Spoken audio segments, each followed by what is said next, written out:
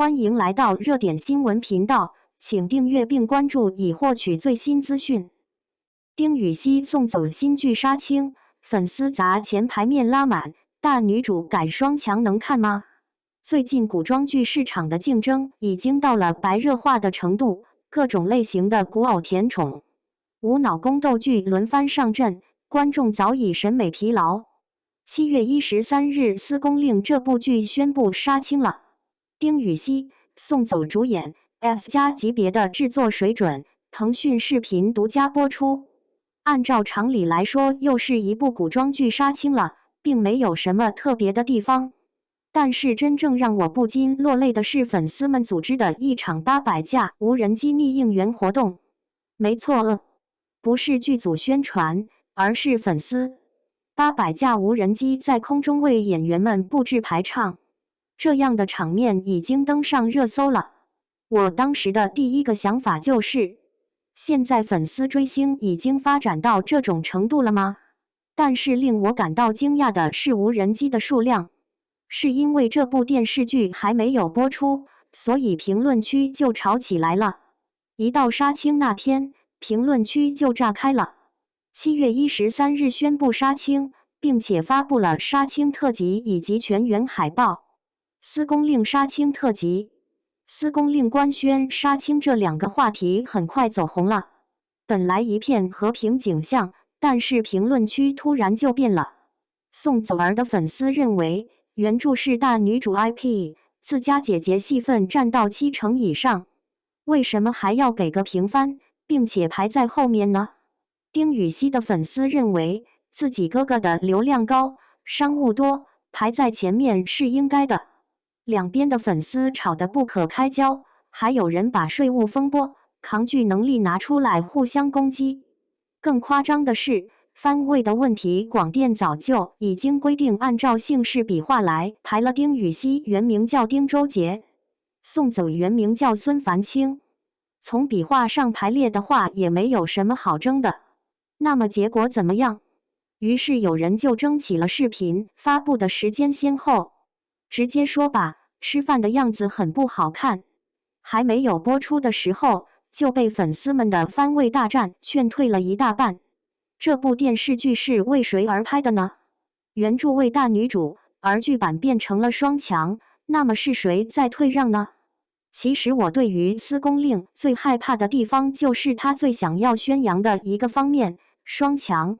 大家翻开原著小说简介就可以看到，从头到尾都是关于女主吴真真一个人的故事。凭借做菜的手艺，在深宫中站稳了脚跟，并且逐渐揭开了自己的身世之谜。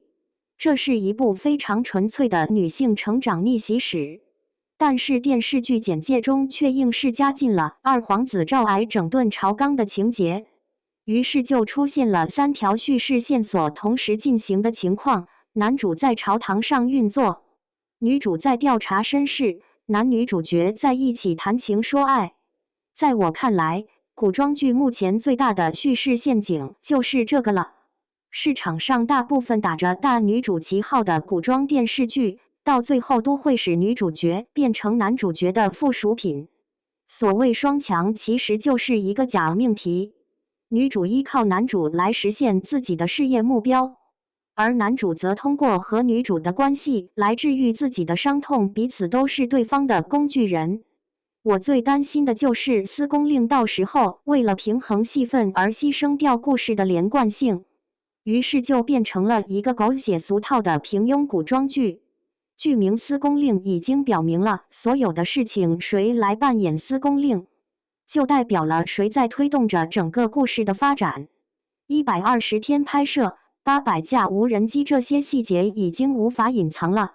但是撇开争论不谈的话，这部剧还是有一些值得一看的地方。拍摄时间长达120多天。杀青特辑中，南宋宫廷置景、宋代服饰妆造、美食制作镜头、权谋对峙戏份等都可以看到匠人的心思。剧中的每一道宫廷菜都有文献可以考证，有历史可以追溯。根据米兰 Lady 的小说中贿赂和山家清宫来改编的人物原型，宋祖所扮演的吴真真，20多套服装从粗布素衫到威严工装，完整的描绘出一个小人物逆风成长的过程。最后一场戏就是受封大典了，在喜极而泣的时候表演就更加打动人心了。丁禹兮所扮演的赵癌，南少尉治5年回国，背上克母克国的恶名。杀青特辑中他同期声的台词被网友们大赞表演张力很强。另外一点也很有趣，丁禹兮与宋祖一宽一窄，自然体型差距成为全网热议话题，被网友们称为天选古颜 CP。搀扶、挡雨、捏后颈、单手拎人跑等等路透名场面已经让很多人克疯，但是问题在于，依靠体型差距以及 CP 感来支撑一部30多集的电视剧行不行呢？美食和权谋相结合，这次能不崩吗？司公令主打的是美食加权谋的新鲜类型，用12个饮食案件来贯穿整个故事，谢酿成谜案、樱桃烙风波等等。女主凭借厨艺以及药理学的知识，在上10局中一步一步的前进。说实话，这样的设定很新颖，不进行雌竞宫斗，也不使用工业糖精，而是把焦点放在南宋上10局女官制度上，以一道蟹酿成来利用食材产地和口感细节来发现漏洞。这样的依靠专业知识翻盘的人设，在现在的荧屏上已经很难见到了。但是要泼一盆冷水，美食和权谋这2个元素组合在一起，在国产剧中出现错误的例子又少吗？或者美食被拍成了《舌尖上的皇宫》，而权谋则变成了过家家？或者是权谋拍得太过分了，以至于美食成了可有可无的东西？两边都想抓住，但是最后两边都没有抓住。司公令能否打破这个诅咒呢？说实话，我认为持怀疑态度比较好。第5个问题就是这部电视剧到底能不能看呢？再说一下令我感动的800架无人机，粉丝花费这么多钱来做逆应援，代表了什么意思呢？表示市场的需求很大，观众已经习惯了烂剧，只要有一部看上去比较有诚意的作品出现，就会引起极大的关注和期待。但是期望值越大，失败就越严重。司公令目前最大的风险，并不是题材不新颖，也不是演员不好看，而是它被抬得太高了。S 加级制作，米兰 Lady 原著，美食权谋的新赛道，双强的人设，800架无人机排场等等，每个标签都把观众的期望值提高了。但是只要正片一上线，哪怕有一个环节出现失误，也会被放大10倍。到时候捧得越高，摔得就越惨。